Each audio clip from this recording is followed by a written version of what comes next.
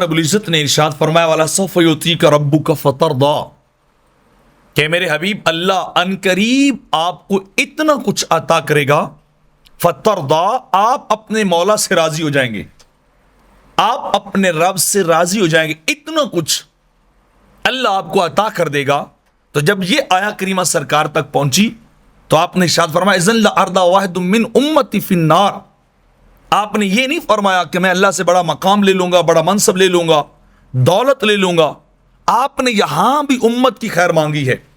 امت کا درد ہے میرے نبی کے سینے میں، میرے لجپال آقا کے مقدس اور معطر سینے میں، دل مصطفیٰ میں امت کا پیار ہے۔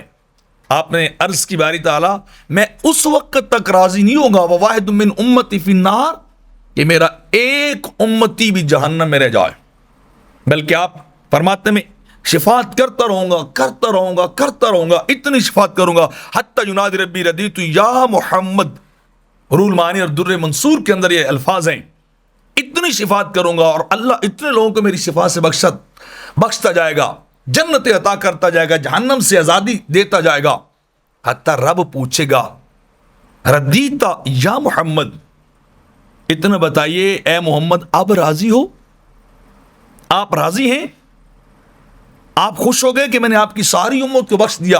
میرے آقا فرماتے ہیں میں اس وقت کہوں گا ہاں باری تعالیٰ اب میں راضی ہوں، اب میں تیری ذات پہ خوش ہوں، کیونکہ اللہ نے وعدہ کیا تھا کہ اپنے حبیب کو راضی کرے گا، اپنے حبیب کی رضا کے مطابق وہ کرے گا۔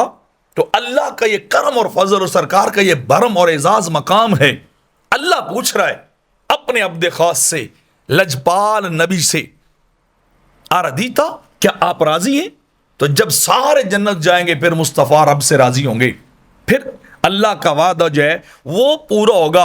اور امام اہل سنت فرماتے ہیں کیا ہی ذوق افزا شفاعت ہے تمہاری واہ واہ، کیا ہی ذوق افزا شفاعت ہے تمہاری واہ واہ، قرض لیتی ہے گناہ پرہیزگاری واہ واہ۔